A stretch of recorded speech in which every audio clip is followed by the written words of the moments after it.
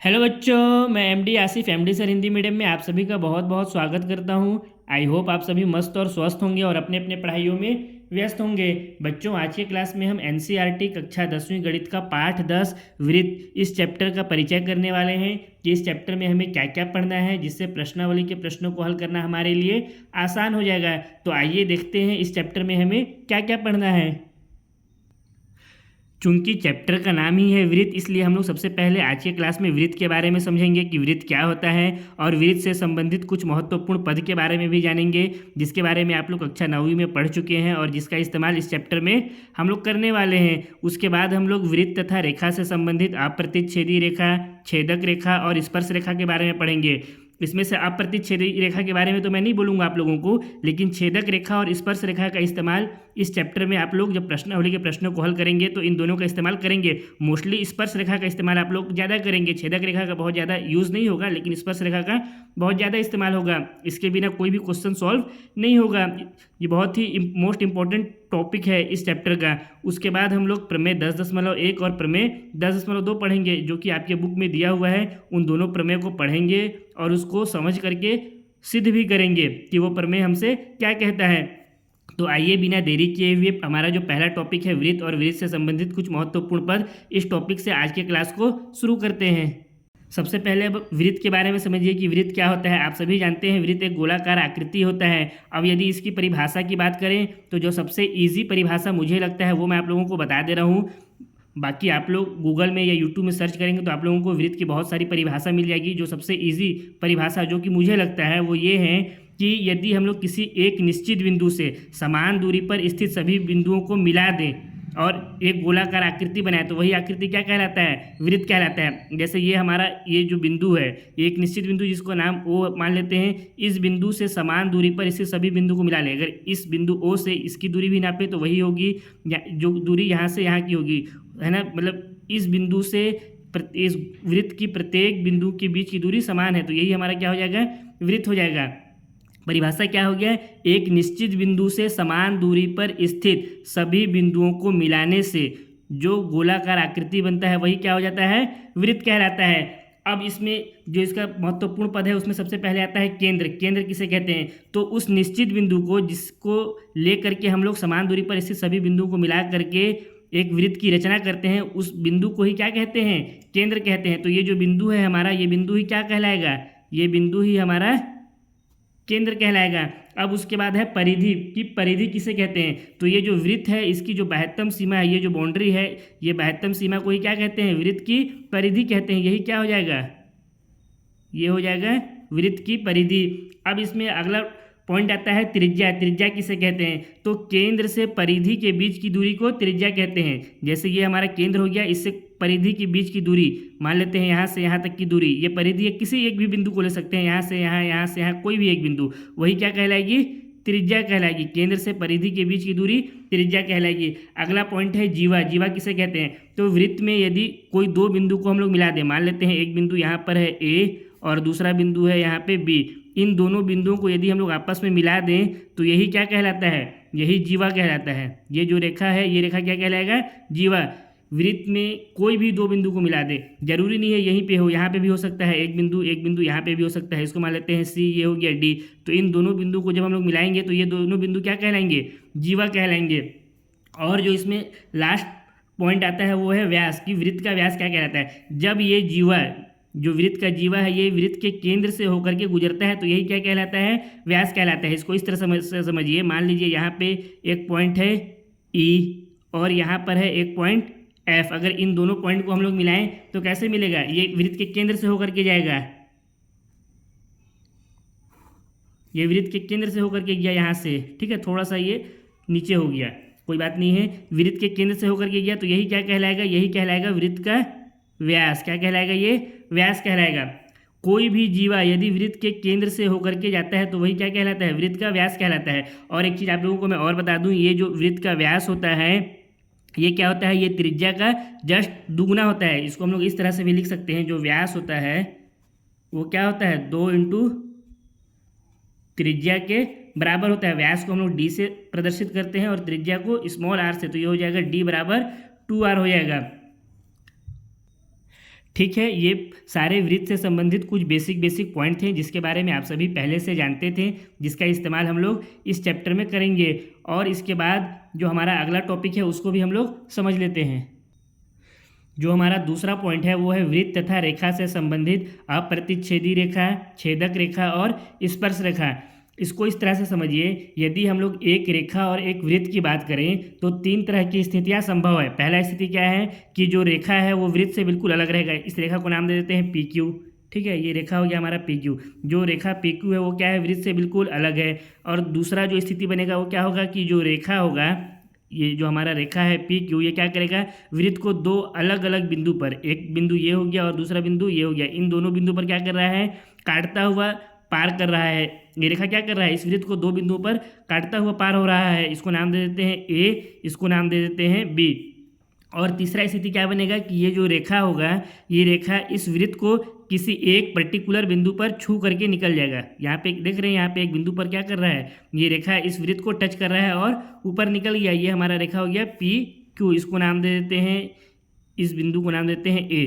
ठीक है, तो जब कभी भी रेखा वृत्त से बिल्कुल अलग रहेगा, इसको ना ही छू रहा है ना ही काट रहा है, तो इसी स्थिति को हम लोग क्या कहते हैं, अप्रतिच्छेदी रेखा कहते हैं। यही हमारा क्या हो जाएगा, ये हो जाएगा हमारा अप्रतिच्छेदी रेखा। और दूसरा है हमारा स्थिति क्या है कि यहाँ पे ये जो रेखा है ये इस वृत्त को दो अलग अलग बिंदुओं पर काटता हुआ, या फिर इसको हम लोग छेदता हुआ भी कहते हैं। काटना को क्या कहते हैं, छेदना। तो ये रेखा क्या कर रहा है, इस वृत्त को दो अलग अलग बिंदु पर छेदता हुआ गुजर रहा है या काटता हुआ गुजर रहा है। तो यही जो हमारा स्थिति होगा ये क्या कहलाएगा, छेदक रेखा। क्या कहलाएगा, क्या कहलाएगा, ये छेदक रेखा कहलाएगा। जब कभी भी कोई रेखा किसी वृत्त को दो अलग अलग बिंदुओं पर काटता हुआ पार हो तो उसको हम लोग क्या कहते हैं, छेदक रेखा कहते हैं। क्या हो जाएगा, ये छेदक रेखा।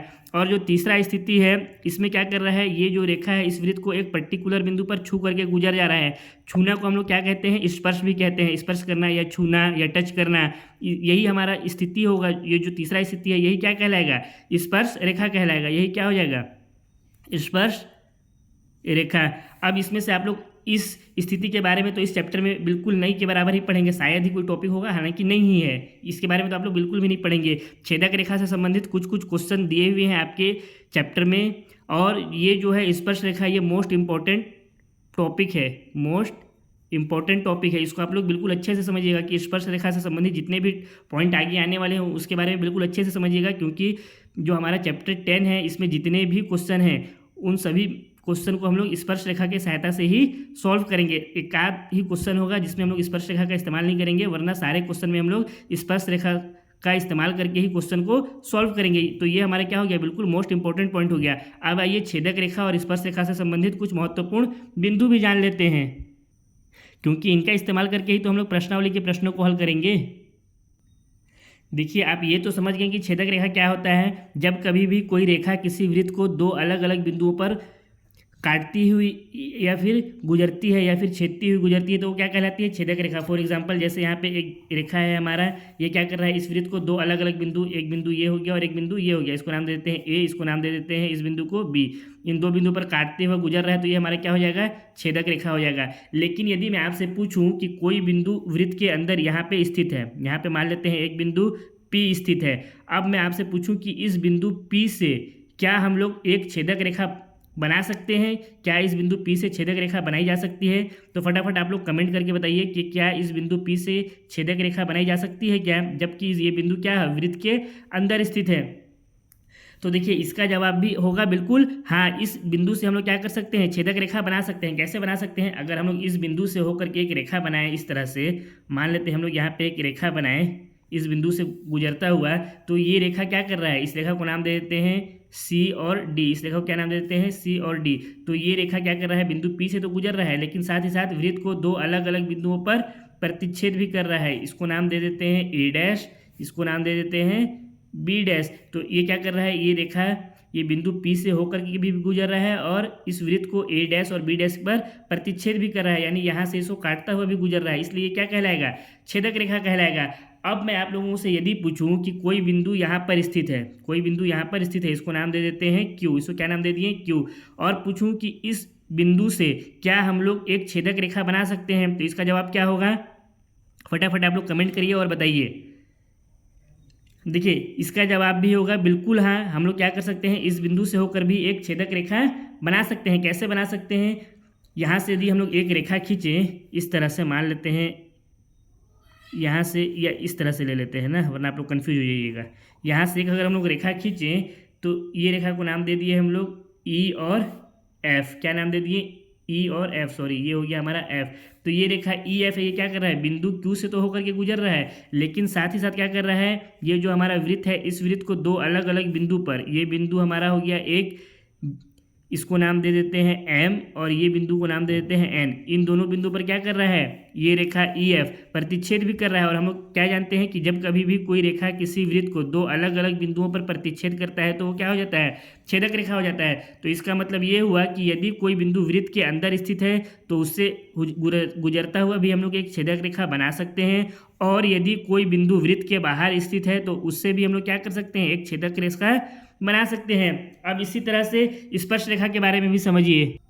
स्पर्श रेखा के बारे में आप क्या जानते हैं, इसको थोड़ा सा ऊपर कर देता हूँ। स्पर्श रेखा के बारे में आप जानते हैं कि जब कभी भी कोई रेखा किसी वृत्त को किसी एक पर्टिकुलर बिंदु पर स्पर्श करती है या छू करके गुजरती है, वही क्या कहलाती है, स्पर्श रेखा। जैसे फॉर एग्जाम्पल यहाँ पे मैं एक रेखा का रचना कर दिया, एक यहाँ पे मैं रेखा खींच दिया, इस रेखा को नाम दे देते हैं अपन ए और बी। तो ये रेखा ए बी क्या कर रहा है, इस पर्टिकुलर बिंदु पे इस पूरे वृत्त को स्पर्श कर रहा है, यानी छू करके गुजर रहा है। मान लेते हैं ये बिंदु हमारा पी है, तो ये जो बिंदु पी होगा, इस बिंदु को हम लोग क्या कहते हैं, इस बिंदु को कहते हैं स्पर्श बिंदु। ये क्या हो जाएगा हमारा, स्पर्श बिंदु।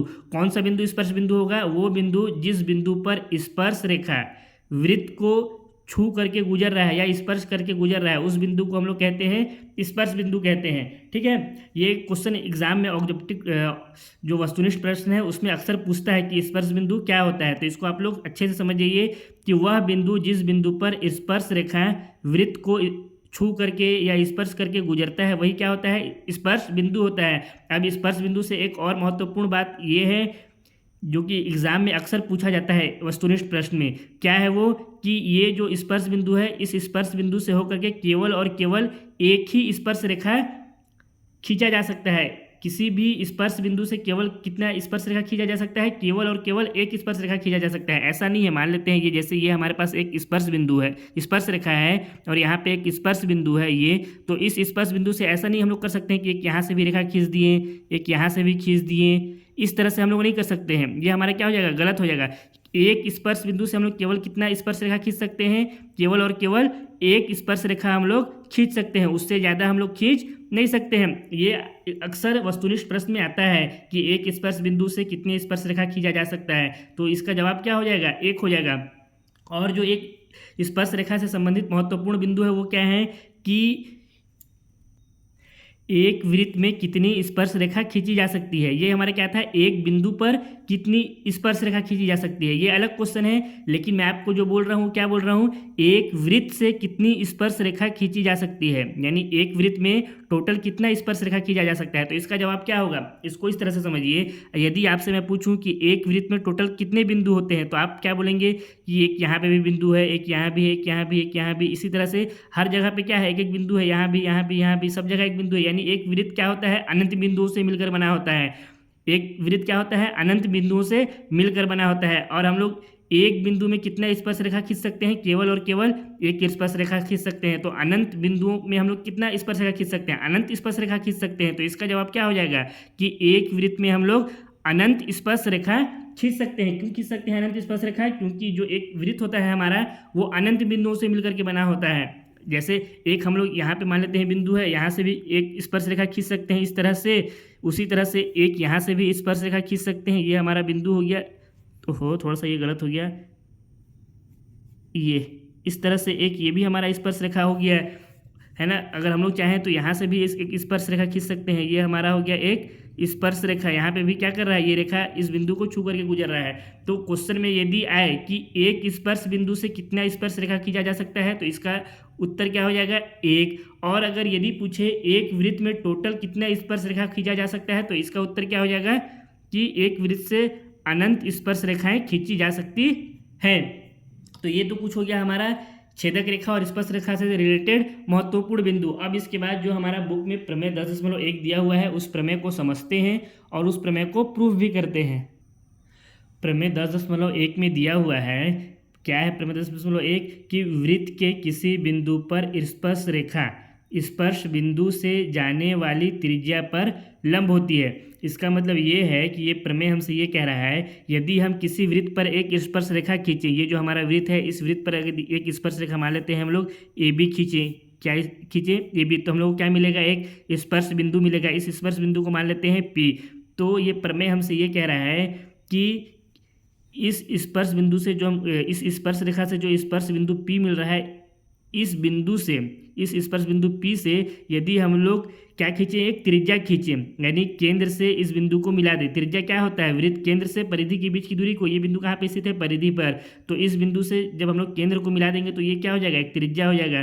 तो ये जो त्रिज्या होगा ये क्या होगा, ए बी के ऊपर लंब होगा। जैसे यदि हम लोग इसको मिला दें, ओ से पी को मिला दिए, तो ये जो ओ पी होगा वो क्या होगा, ए बी के ऊपर लंब होगा। इसका मतलब हमसे ये प्रमेय क्या कह रहा है कि जो ओ पी होता है वो क्या होता है, ए बी के ऊपर लंब होता है। इसको फिर से समझिए, प्रमेय क्या दिया हुआ है, वृत्त के किसी बिंदु पर स्पर्श रेखा, ये हमारा वृत्त है एक, इस वृत्त पर स्पर्श रेखा क्या है, ये ए बी एक स्पर्श रेखा है।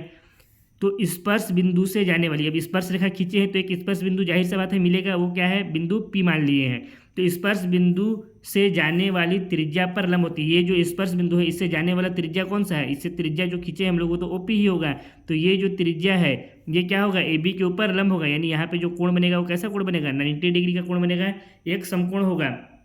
ठीक है, यही हम लोगों को इस प्रमेय में प्रूफ करना है। तो इसको हम लोग प्रूफ भी करेंगे, लेकिन उससे पहले आप लोग ये मेरे को बताइए कि यदि मैं आप लोगों को बोलूँ कि ये हमारा एक ज़मीन है, अब ज़मीन से कुछ ऊपर में यहाँ पे एक बिंदु है ना, इस बिंदु पर कोई पक्षी उड़ रहा है।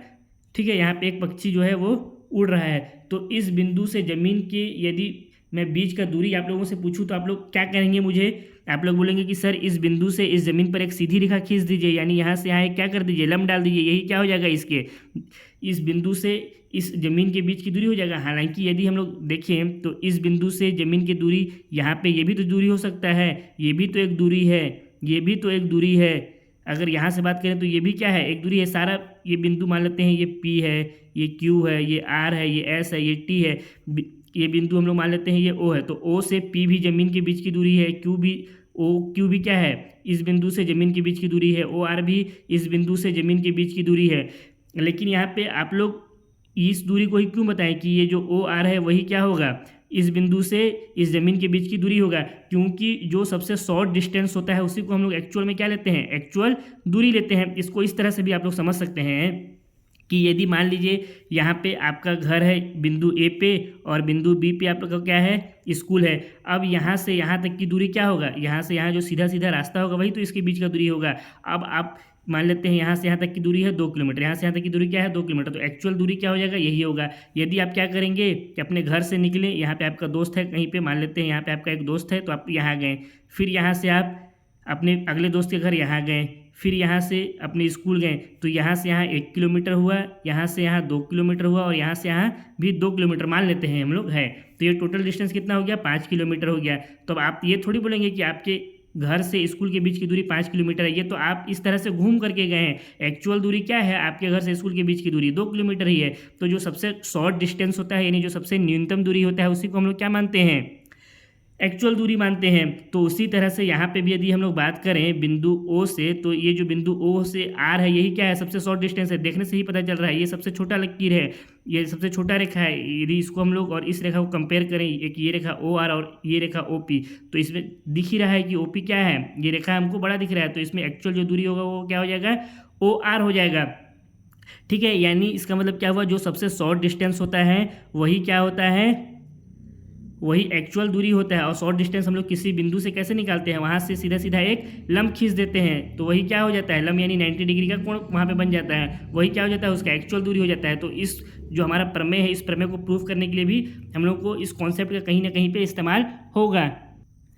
इस कॉन्सेप्ट का इस प्रमेय में कैसे इस्तेमाल होगा उसको भी समझ लीजिए, या इस प्रमेय को हम लोग कैसे प्रूफ करेंगे। मान लीजिए कि ये जो हमारा स्पर्श रेखा है, इसमें इस स्पर्श बिंदु P के अलावा कोई और बिंदु ले लीजिए, कहीं पर भी, यहाँ पे कहीं पे भी आप लोग ले सकते हैं। मान लेते हैं हम लोग यहाँ पे एक बिंदु क्यू ले लेते हैं और इस बिंदु क्यू को क्या करते हैं, इस बिंदु ओ से मिला देते हैं, इस बिंदु क्यू को इस बिंदु ओ से मिला देते हैं।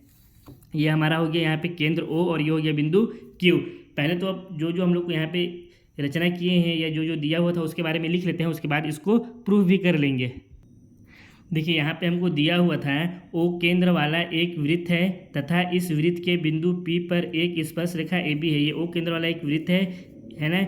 इस वृत्त के बिंदु P पर एक स्पर्श रेखा AB है। इस वृत्त के बिंदु जो P है इस पर क्या है, एक स्पर्श रेखा AB है, इसलिए जो बिंदु P होगा उसको हम लोग क्या कहेंगे, स्पर्श बिंदु कहेंगे।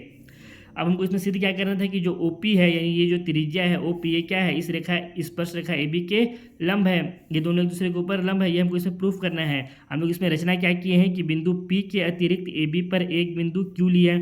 ये जो बिंदु P है इसके अलावा ये जो रेखा AB था इसमें हम लोग क्या लिए, एक बिंदु Q लिए और इस बिंदु Q को क्या किए, इस केंद्र O से मिला दिए। इस सब के बारे में हम लोग यहाँ पे अब लिख दिए। अब देखिए इसको हम लोग प्रूफ कैसे करेंगे। अब यदि हम लोग आप इस बिंदु को देखिए, बिंदु क्यू को, तो ये बिंदु क्यू क्या है, इस वृत्त से बाहर है। ये जो वृत्त का परिधि है इससे क्या है, ये क्यू बाहर है, इसलिए जो ओ क्यू का दूरी होगा वो क्या हो जाएगा, ओपी के दूरी से ज़्यादा हो जाएगा। तो इसलिए हम लोग यहाँ पे क्या लिख सकते हैं, इसके लिए हम लोग यहाँ पे लिखेंगे चूंकि, अब हम लोग यहाँ पे उत्पत्ति कर रहे हैं, ठीक है, ऊपर पत्ती, यानी इसका हम लोग प्रूफ कर रहे हैं अब इसको। चूंकि यहाँ पे यदि हम लोग क्यू की बात करें, चूंकि क्यू क्या है, वृत्त के बाहर स्थित है, इसलिए क्या हो जाएगा, केंद्र से OQ के बीच की दूरी, या इसको इस तरह से भी बोल सकते हैं, इसलिए OQ के बीच की दूरी, केंद्र वेंद्र लिखने का जरूरत नहीं है, इसलिए जो OQ के बीच की दूरी है यानी यहाँ से यहाँ तक की जो बीच की दूरी है वह त्रिज्या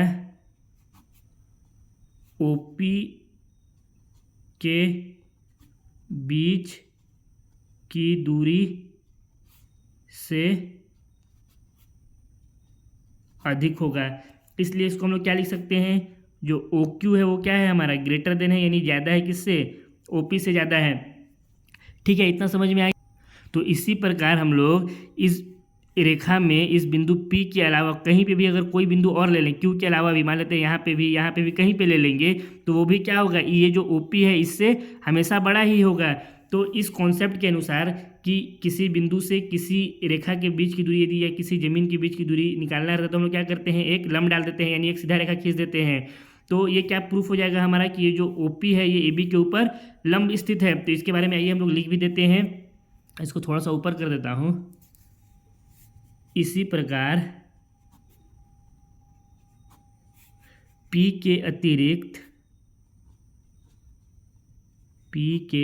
अतिरिक्त रेखा AB पर स्थित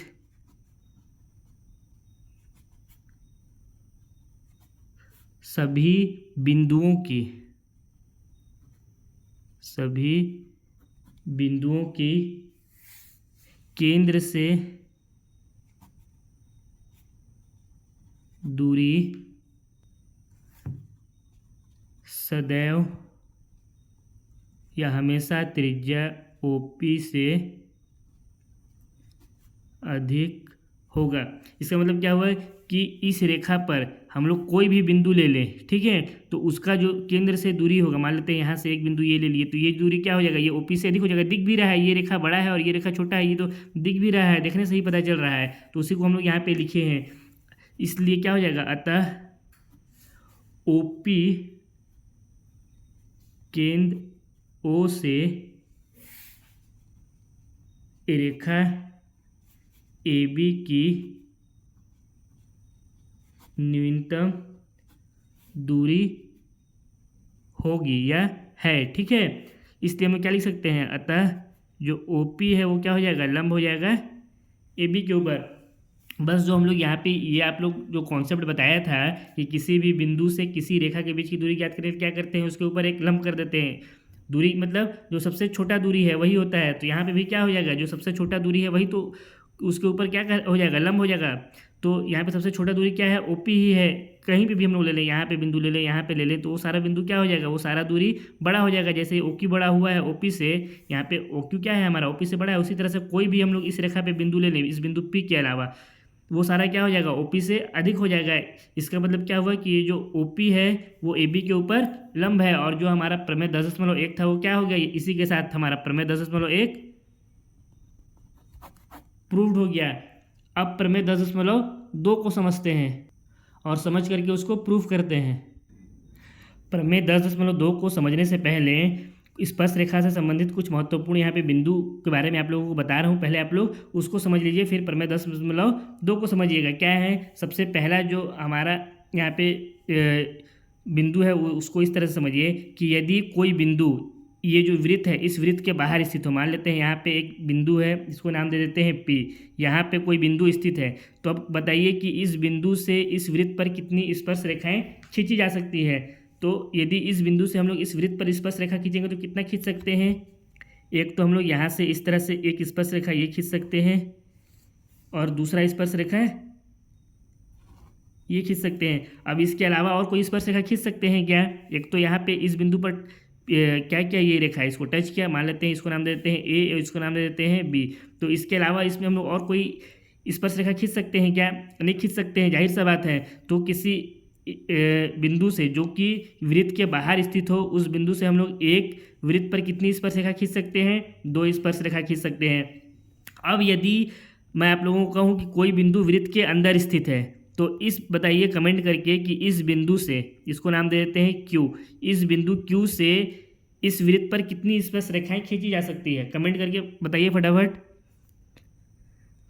तो देखिए, जब कभी भी कोई बिंदु वृत्त के अंदर स्थित होगा तो उससे हम लोग कोई भी स्पर्श रेखा नहीं खींच सकते हैं। क्यों नहीं खींच सकते हैं, इसको देखिए, यदि हम लोग यहाँ से कोई रेखा खींचना चाहें तो ये रेखा क्या हो जाएगा, ये रेखा क्या कर रहा है, ये रेखा इस वृत्त को 2 अलग अलग बिंदुओं पर प्रतिच्छेद कर रहा है, एक यहाँ पे और एक यहाँ पे, यानी इसको काट रहा है। इसको नाम दे देते हैं A और इसको नाम दे देते हैं B। तो ये हमारा क्या हो जाएगा, आप लोगों को मैं बताया हूँ कि जब कभी भी कोई रेखा किसी वृत्त को 2 अलग अलग बिंदुओं पर काटता है तो वो क्या कहलाता है, छेदक रेखा।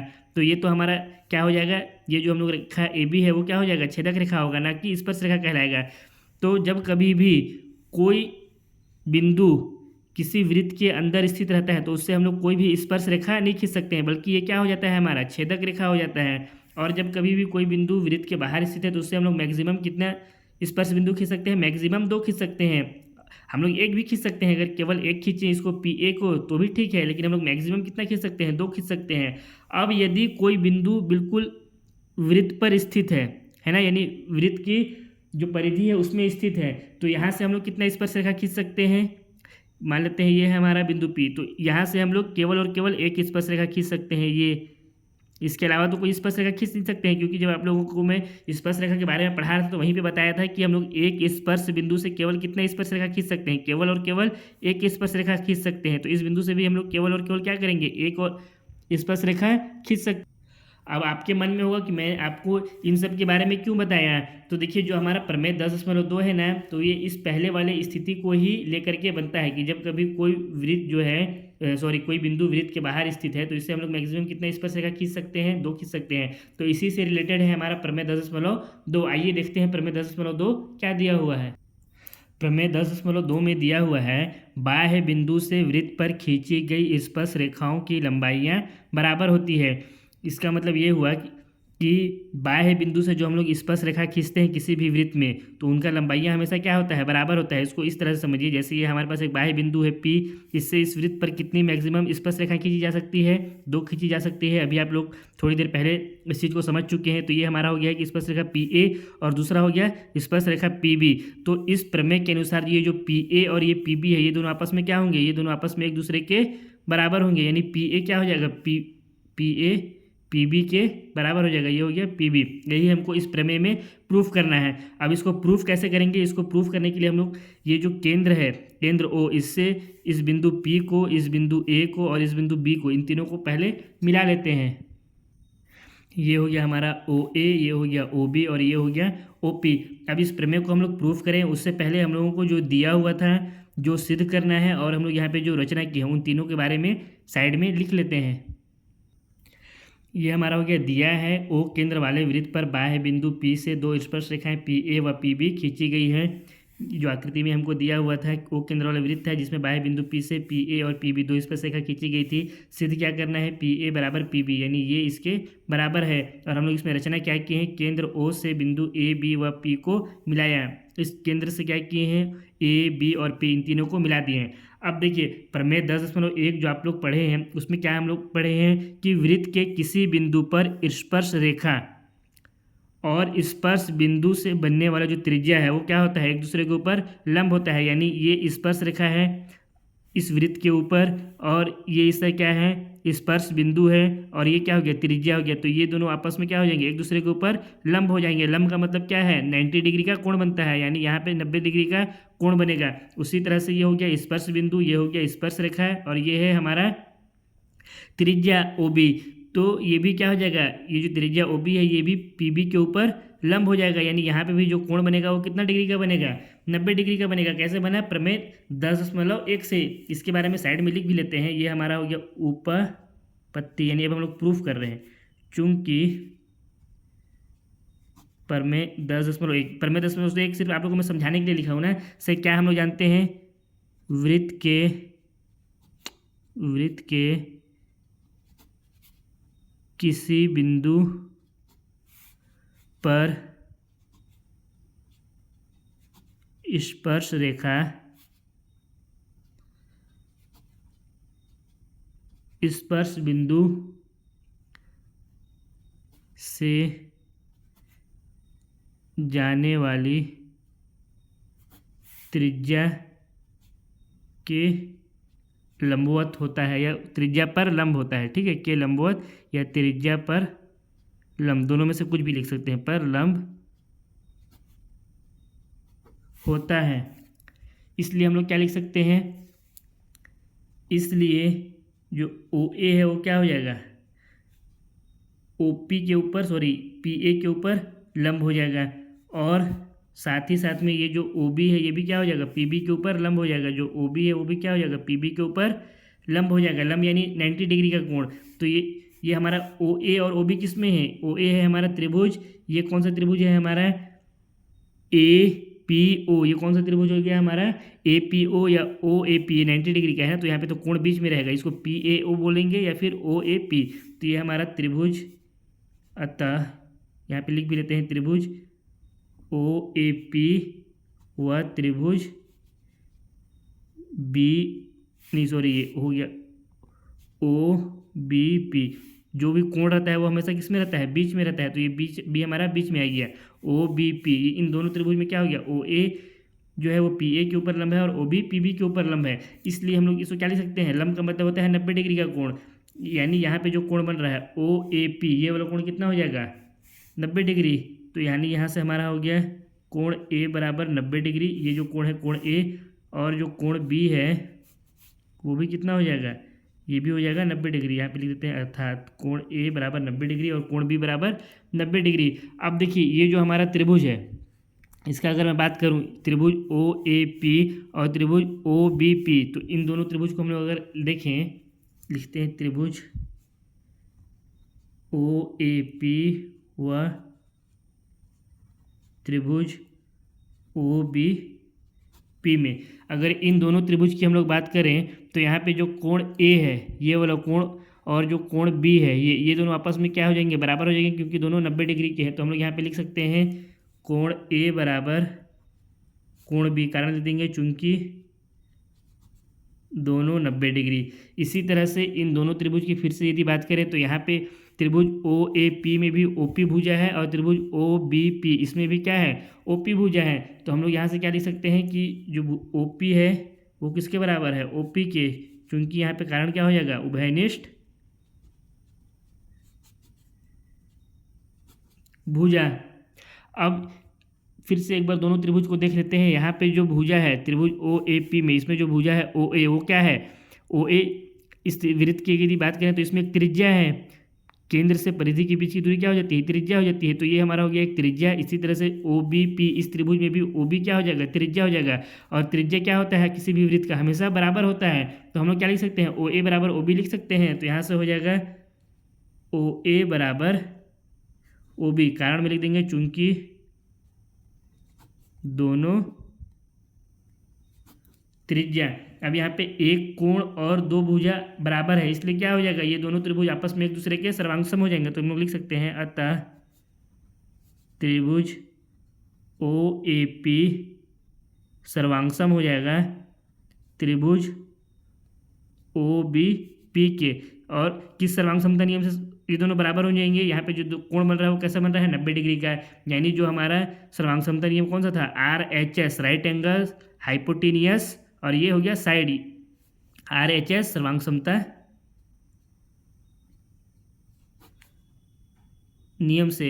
और हम लोग को क्या मालूम है कि जब कभी भी दो त्रिभुज आपस में एक दूसरे के सर्वांगसम होते हैं तो सीपीसीटी से उनकी जो दो भुजाएं हो वो क्या होती हैं, बराबर हो सकती है। तो हम लोग यहाँ से क्या लिख सकते हैं, इसलिए जो पी ए है वो क्या हो जाएगा, पी बी के, सॉरी ये हो गया हमारा पी बी, पी ए क्या हो जाएगा, पी बी के बराबर हो जाएगा। कैसे बराबर हो जाएगा, सी पी सी टी से। और यही हमको क्या करना था, इसमें प्रूफ करना था, जो कि हमारा क्या हो गया, प्रूफ हो गया। ये हो गया हमारा प्रूव्ड। इसी के साथ पार्ट 10 वृत्त का परिचय समाप्त होता है। तो यहीं पे आज की क्लास को भी हम लोग समाप्त करते हैं। आई होप आप लोगों को वीडियो पसंद आया होगा। अगर वीडियो पसंद आया है तो वीडियो को लाइक करें, कमेंट करें, चैनल में नए हैं तो चैनल को सब्सक्राइब करें, साथ ही इस वीडियो को अपने दोस्तों के साथ भी शेयर करें। अब बहुत जल्द हम लोग नेक्स्ट क्लास में मिलेंगे जहाँ पे प्रश्नावली के प्रश्नों को हल करेंगे। तब तक के लिए आप सभी मस्त रहिए, स्वस्थ रहिए और अपने अपने पढ़ाइयों में व्यस्त रहिए।